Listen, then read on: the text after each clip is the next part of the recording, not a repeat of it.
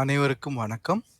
E-Learn profile context for 1st February and also this is the preparation for budget day. So இந்த video வந்து கொஞ்சம் லேட்டாக தான் upload ஆகுது. ஆனால் இதை கம்பல்சரி நீங்கள் மார்னிங் பாருங்கள், உங்களுக்கு ஒரு ஐடியா கிடைக்கும். ஸோ ரெகுலராக நம்ம வந்து கான்டெக்ஸ்ட் அப்டேட் பண்ணிகிட்டே தான் வரோம்.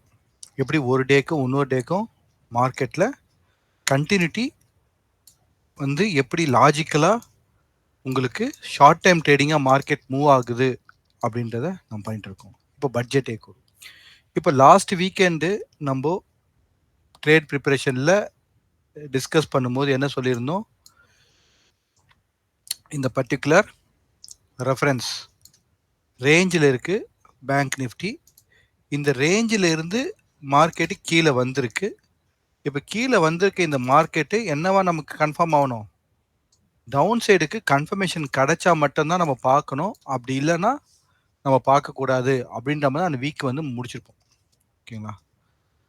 அப்போது அந்த டேயோடைய டவுனுக்கு அப்புறம் என்ன ஆகலை, மார்க்கெட்டு ஃபர்தராக மூவ் ஆகலை. நிஃப்டி பேங்க் நிஃப்டி ரெண்டுமே. நீங்கள் இதுக்கு போயிட்டு 27th அன்னைக்கு ஈஓடினா கான்டெக்ஸ்ட் ஃபார் 28th ஜனவரி அந்த வீடியோவில் வந்து நீங்கள் கரெக்டாக பார்த்துட்டே வாங்க. ஒரு நாளுமே அந்த ஆப்ஷனில் நான் வந்து கிளியராக சொல்லிப்பேன், லோ கான்ஃபிடன்ஸ் செல்லிங். அதே நேரத்தில் பையிங் எனக்கு கான்ஃபிடென்ஸாக இல்லை. இப்போ எனக்கு பையிங் கான்ஃபிடென்ஸாக வேணும், நல்ல ஒரு மூவ்மெண்ட் நமக்கு வேணும் அப்படின்னும் அப்போதான் இந்த ஹைக் மார்க்கெட் போகும் அப்படின்றத டிஸ்கஸ் பண்ணியிருப்போம். ஓகேங்களா? இது வந்து நான் சொல்கிறதா இல்லை, மார்க்கெட் ஜெனரேட்டட் இன்ஃபர்மேஷன்ஸை நம்ம ப்ராப்பராக புரிஞ்சிக்கிறதுக்கான லேர்னிங்கை நம்ம இம்பார்ட்டன்ஸ் கொடுக்கணுன்றது தான். இப்போ கரண்ட்டாக பேங்க் நிஃப்டி நிஃப்டி ரெண்டுமே உங்களுக்கு அந்த லெவலுக்கு எப்படி இந்த இடத்துல லோவை கட் பண்ணிட்டு ஃபர்தராக ஃபாலோ அப்காக வெயிட் பண்ணுமோ அதே மாதிரி இப்போ என்ன பண்ணுது மார்க்கெட், இந்த ஹையை கட் பண்ண பிறகு நம்ம ஃபாலோ அப்காக வெயிட் பண்ணணும். புரியுதுங்களா? இப்போ எப்படி அப்போது இதுவும் நமக்கு என்னவா இருக்கலாம், ஒரு ட்ராப்பாக இருக்கலாம். இது ட்ராப்பாக இருந்த மாதிரி. ஓகேங்களா? என்ன இது எல்லாத்துக்கும் நான் இப்படி சொல்கிறேன்னாதீங்க, எப்பயுமே மார்க்கெட்டில் நம்ம எவிடன்ஸாக பார்த்து தான் போகணும். ஓகேங்களா? அப்போது பட்ஜெட் அனௌன்ஸ்மெண்ட் இன்னும் வரல, ஆனால் அதுக்குள்ளே இன்னைக்கு வந்து மார்க்கெட்டை புஷ் பண்ணி ஒரு 200-300 பாயிண்ட்ஸ் புஷ் பண்ணிட்டு கொண்டு போகிறாங்க அப்படின்னும் போது, அப்போது நாளைக்கு அதை இன்வென்ட்ரியாக கன்வெர்ட் பண்ணுவாங்களா, நம்மள எல்லாரையும் பை சைடு உட்கார வச்சுட்டு அவங்க இன்வென்ட்ரியாக கன்வெர்ட் பண்ணுவாங்களா அப்படின்றத நம்ம புரிஞ்சுக்கணும். அதுக்கான எவிடன்ஸ் என்னன்றதை நம்ம பார்க்கணும். ஸோ பெல்கோ டெவலப்மெண்ட்டோட இம்பார்ட்டன்ஸும் நம்ம ஸ்டெப் பை ஸ்டெப் சொல்லிட்டு தான் இருக்கோம். அந்த பெல்கோவுடைய டெவலப்மெண்ட்டுக்கு அப்புறம் மார்க்கெட்டில் எப்படி கன்ஃபர்மேஷன் வரணும் அப்படின்றத. அப்போது இந்த இடத்துல பெல்கோ ஃபுல்லாகவே ஓவர் டெவலப்மெண்ட் ஆகிடுச்சு, ஆல்ரெடி ஓவர் டெவலப்மெண்ட் ஆகிடுச்சு. இதுவும் ஓவர் டெவலப்மெண்ட் ஆகிடுச்சு, அந்த ஸ்டேஜில் தான் இருக்குது. அதுக்கப்புறமா நீங்கள் என்ன பண்ணுறீங்க, ஸ்டாண்டர்ட் டிவியேஷன் மார்க் பண்ணும்போது plus standard deviation, minus standard deviation, இது லோ, அந்த ஆக்ஷனுடைய லோ, இது ஆக்ஷனுடைய ஹை. கிளியருங்களா? இப்போ இந்த இடத்துல நமக்கு 2 ஸ்டாண்டர்ட் டிவியேஷனும் இருக்குது, இந்த இடத்துல 3 ஸ்டாண்டர்ட் டிவியேஷன் இருக்குது. அதே மாதிரி இங்கே 2 standard deviation 3 standard deviation levels இருக்குது. இப்போது இந்த லெவலுக்கு கீழே மார்க்கெட் போக முடியல. ஓகேங்களா? அந்த இடத்துல நமக்கு என்னது, ஓடிஎஃப் ரெஃபரன்ஸாகவே நமக்கு அமையுது, ஓப்பன் டெஸ்ட் ட்ரைவ் மாதிரி அமையுது. இது வந்து open test, open reject reversal தான் சொல்லணும், ஏன்னா லோக்கு கீழே போகிறதுனால. அப்போ ஓஆர்ஆர் பாட்டமாக அது அமையுது. ஓஆர்ஆர் பாட்டமாக அமையுது அப்படின்னும் போது அதுலேருந்து மார்க்கெட் உங்களுக்கு என்ன ஆகுது, ரிவர்ஸ் ஆகி உள்ளே வந்தால் ஸ்டாண்டர்ட் டிவியேஷனுக்குள்ளே வருது. அப்போ இங்கே ஸ்டாண்டர்ட் டிவியேஷனுக்குள்ளே வரும்போது அகெயின் இது ஹைக்கு மேலே என்ன பண்ணுறாங்க, கேப் அப் கொடுத்துட்டு ஓப்பன் டெஸ்ட். அப்போது நல்ல ஸ்ட்ராங் ரிஜெக்ஷனை உள்ள இன்சர்ட் பண்ணுறாங்க. அப்போ இங்கே ஸ்டாண்டர்ட் டிவியேஷனுக்குள்ளே மார்க்கெட் வரும்போது அடுத்தது எங்கெங்கே போகணும், ரெஸ்பான்சிவ் பையிங் மாதிரி தானே இந்த இடத்துக்கு வரணும். அப்போது அதுக்கு உண்டான விஷயங்கள் நடக்குது. அப்போ இன்றைக்கி மார்க்கெட் என்ன இருக்குது, கரெக்டாக இந்த ஸ்டாண்டர்ட் டிவியேஷன்லேயே மார்க்கெட் ஓப்பன் ஆகி இங்கேயே உங்களுக்கு ஸ்டாண்டர்ட் டிவியேஷன் 2 வரைக்குமே மார்க்கெட் போயிடுச்சு. ஆல்மோஸ்ட் மார்க்கெட் 50,000க்கு நியராகவே பேங்க் நிஃப்டி போயிடுச்சு.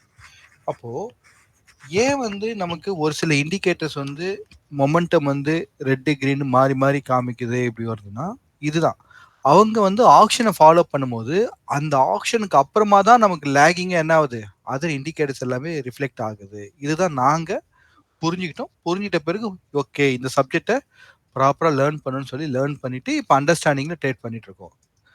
ஓகே, இதே நிஃப்டிலையும் அதே மாதிரி பாருங்கள், பெல்கோ கீழே மார்க்கெட்டு உங்களுக்கு பிலோவில் இவ்வளோ தூரம் போய் க்ளோஸ் வச்சாலும் நெக்ஸ்ட் டே கன்ஃபார்ம் ஆகலை. ஆனால் இந்த டே ரெண்டுமே பையிங்கான எந்த ஒரு ஸ்ட்ராங்கான இல்லைன்னு தெரியல. இந்த டேல தான் நமக்கு என்ன இருந்தது, ஒரு பையிங் டைல் இங்க கிரியேட் ஆச்சு. இது கிரியேட் ஆன பிறகு உங்களுக்கு எங்க ஸ்டாண்ட் டிவிஷனுக்குள்ள மார்க்கெட் வந்தது. அப்புறம் புல் பேக்.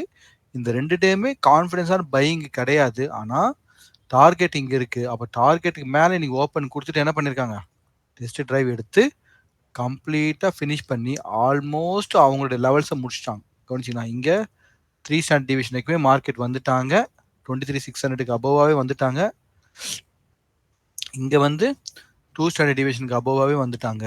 அப்போ அவங்க ஆல்ரெடி டார்கெட்ட முடிச்சிருக்காங்க. நல்லா நோட் பண்ணிக்கோங்க. அவங்க டார்கெட்ட முடிச்சிருக்காங்க. இதுக்கு அப்புறமா நமக்கு மார்க்கெட்ல பாசிட்டிவா பட்ஜெட்ல இருந்து பாசிட்டிவான விஷயங்கள் நமக்கு கிடைச்சது அப்படின்னா, அதுக்கப்புறமா தான் அவங்க என்ன பண்ணாங்க, இங்க நியூ மனிய இன்ஜெக்ட் பண்ணுவாங்க.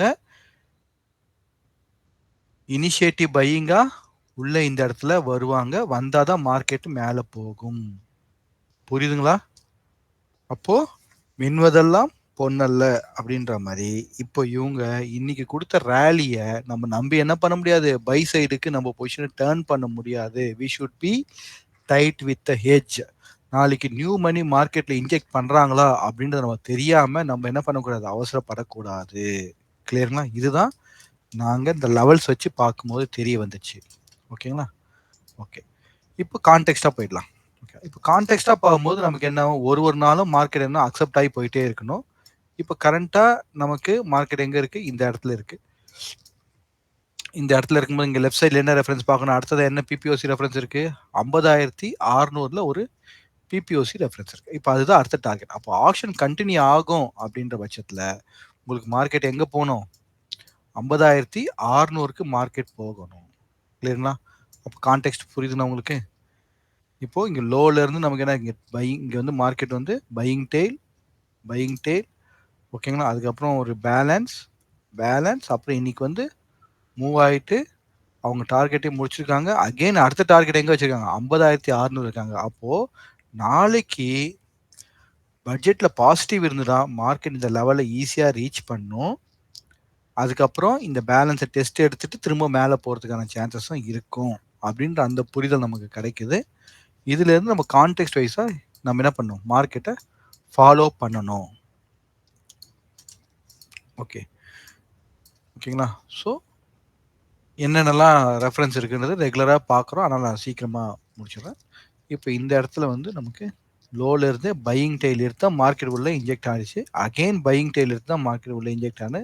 இப்படி தான் உங்களுக்கு ப்ரொஃபைல் உள்ள மார்க்கெட் வந்தது. அதுக்கப்புறம் பேலன்ஸ் பண்ணிட்டு இந்த பிபிஓசி ஸ்டில் ஆக்டிவாக இருக்குது. இங்கே பிபிஓசி ஸ்டில் ஆக்டிவாக இருக்குது. இன்னைக்கு அபோவில் மார்க்கெட் போய் க்ளோஸ் ஆகிருக்கு. இது க்ளோஸ் ஆகும்போது புவர் ஹையோட மார்க்கெட் க்ளோஸ் ஆயிருக்கு. அப்போ இன்னும் பையிங் அவங்க ஃபினிஷ் பண்ணலை அப்படின்ற மாதிரி நம்ம எடுத்துக்கிறோம். அப்போ நாளைக்கு மார்க்கெட்டு 49,600க்கு கீழே போகக்கூடாது. ஓகே, மார்க்கெட் 49,600க்கு மேலே போகக்கூடாது. நம்ம பட்ஜெட்டில் ஏதாவது ஒரு பாசிட்டிவ் நியூஸ் இருக்கணும். அதுக்கப்புறமா அவங்க என்ன பண்ணும், இனிஷியேட்டிவ் பையிங்காக இங்கே வரும்போது நெக்ஸ்ட் உங்களுக்கு மார்க்கெட் ஈஸியாக 50,600க்கு போகும். புரியுதுங்களா லாஜிக்கில்? கிளியருங்களா? அப்படி உங்களுக்கு மார்க்கெட்டு உங்களுக்கு அப்சைடுக்கு உண்டான பாசிட்டிவ் நியூஸாக இல்லை, நெகட்டிவாக சம்திங் அவங்க ஃபீல் பண்ணுறாங்க இன்வெஸ்டர்ஸ் அப்படின்னா திரும்ப என்ன பண்ணாங்க, அகைன் மார்க்கெட் டெவலப்பில் தானே இருக்குது. டெவலப்பிங்னா என்னது, நல்ல ஒரு பேலன்சிங்கில் தானே வச்சுருக்காங்க. திரும்ப என்ன பண்ணுவாங்க, இந்த இடத்துல இனிஷியேட்டிவ் பையிங்காக வராமல் என்ன பண்ணுவாங்க, ரெஸ்பான்சிவ் செல்லிங்காக வந்துட்டு ஒரு ஒரு ரெஃபரன்ஸாக அவங்க என்ன பண்ணுவாங்க, கிளியர் பண்ணுவாங்க. ஓகேங்களா? ஒரு ஒரு ரெஃபரன்ஸாக கிளியர் பண்ணுவாங்க. அப்போ ரெண்டு பக்கமாக நம்ம என்ன பண்ணலாம், அதே பையிங் டேட் ரெண்டு பக்கமும் நம்ம ரெடியாக இருக்கணும். ஸோ இது வந்து அப்சைடுக்கு உண்டான அந்த லெவல்ஸில் நம்ம இனிஷியேட்டிவ் பையிங்காக மார்க்கெட்டில் வராங்களா அப்படின்றத எக்ஸ்பெக்ட் பண்ணணும். அந்த இனிஷியேட்டிவ் பையிங் அக்செப்ட் பண்ணுறாங்கன்னு பார்க்கணும். இப்படி இனிஷியேட்டிவ் பையிங் அக்செப்ட் பண்ணல ரிஜெக்ட் ஆகுது அப்படின்னா ஒரு லெவலாக மார்க்கெட் என்ன பண்ணும், உங்களுக்கு நாளைக்கு ரிஜெக்ட் பண்ணிட்டு அவங்க கீழே வந்துருவாங்க. ஓகேங்களா? அப்போது எப்படி அந்த பட்ஜெட் அப்டேட் இருக்குன்னு பாருங்கள். ரொம்ப கேர்ஃபுல்லாக ட்ரேட் பண்ணுங்க. ஓகேங்களா? ஏன்னா சாட்டர்டேன்றதுனால நிறைய பேர் லீவில் இருப்பீங்க. சும்மா இருக்கிறதுக்கு முடியாமல் உட்காந்து ட்ரேடிங்லாம் பண்ணுவீங்க. அதனால கொஞ்சம் கேர்ஃபுல்லாக பண்ணுங்க. ஓகேங்களா? ஸோ இதுதான் பேங்க் நிஃப்டியில் இருக்கக்கூடிய லெவல்ஸ். நிஃப்டி ஆல்ரெடி அந்த ஸ்டாண்டர்ட் டிவிஷன் கிட்டயே அவங்க போயிட்டாங்க. நாளைக்கு மார்க்கெட்ல ஓப்பன் ரிஜெக்ட் ரிவர்சல் குடுத்துட்டு வரதுக்கு சான்சஸ் இருக்கு. அப்போ ஓப்பன் ரிஜெக்ட் ரிவர்சல் அவங்க குடுக்கணும் அப்படின்னா 22,800 லெவல்ல இருந்து குடுக்கவும் சான்சஸ் இருக்கு. ஓகேங்களா? அதுக்கேத்த மாரி அவங்க ரெடியா இருக்காங்க. ஓகே. அப்போ மார்க்கெட் இந்த லெவல்ல இருந்து போயிட்டு ரிஜெக்ட் ஆகி திரும்பவும் வர்றதுக்கு சான்சஸ் இருக்கு. கிளியருங்களா? மைண்ட்ல வச்சுக்கோங்க. அப்போ ப்ராப்பரா ஃபாலோ பண்ணணும். அப்போ இந்த லோக்கு அப்புறமா இந்த இடத்துல புவர் லோ இங்க பையிங் கொஞ்சம் கொஞ்சம் ஃபாண்ட் இன்க்ரீஸ் பண்ணிடுறேன். இன்னும் கஷ்டமா இருக்கும்.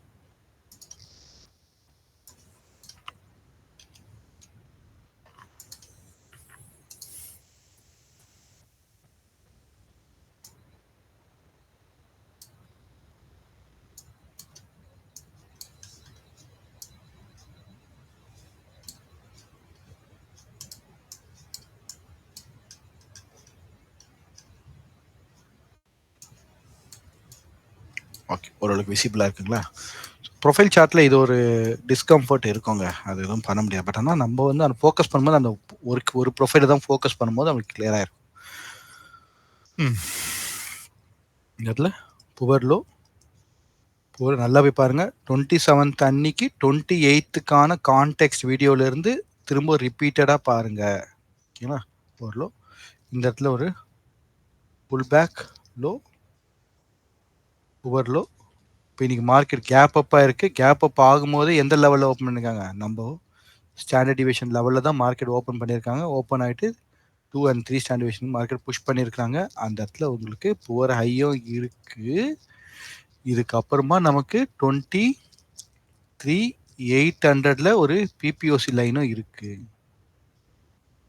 கிளியருங்களா? இதை நோட் பண்ணிங்கன்னா அப்போ மார்க்கெட்டு இதுக்கு மேலே நமக்கு என்ன இனிஷியேட்டிவ் பையிங் கண்டினியூ ஆகணும். இன்கேஸ் அது வரல அப்படின்னா இந்த லோ பையிங் டைலு இந்த லெவல்ல இருந்து ஒரு லெவலாக உங்களுக்கு என்ன ஆகும்? மார்க்கெட்டு ரிஜெக்ட் ஆகி நேரத்தில் பிபிஓசி பேக் டு பேக் பிபிஓசி. ஓகேங்களா? அப்போ உங்களுக்கு ஒரு லெவலாக மார்க்கெட் ரிஜெக்ட் ஆகிட்டே வர சான்சஸ் இருக்குது. அவங்க எங்கே வந்து ஃபேர் ப்ரைஸை எடுப்பாங்க அப்படின்னு நமக்கு தெரியாது. ஓகேங்களா? ஸோ நம்ம ஆக்ஷனை ஃபாலோ பண்ணணும். ஸோ அப்போ நாளைக்கு பாசிட்டிவ் நியூஸாக மார்க்கெட்டில் இருக்குது. பாசிட்டிவாக இருக்குன்னா பட்ஜெட்டில் ஏதாவது பாசிட்டிவாக இருக்குன்னா அப்போ என்ன பண்ணுவாங்க? இனிஷியேட்டிவ் பையிங் உள்ளே வருவாங்க. இல்லை இன்னைக்கு மூவ் ஆனதுக்கான ரேலியை ஒரு இன்வென்ட்ரியாக எடுத்துகிட்டு போவாங்க. இதெல்லாம் நடக்க சான்சஸ் இருக்குது. கேர்ஃபுல்லாக நாளைக்கு ஆக்ஷன் ப்ராசஸை ஃபாலோ பண்ணுங்க. Okay, that's all for the day. Thank you for வாட்சிங்.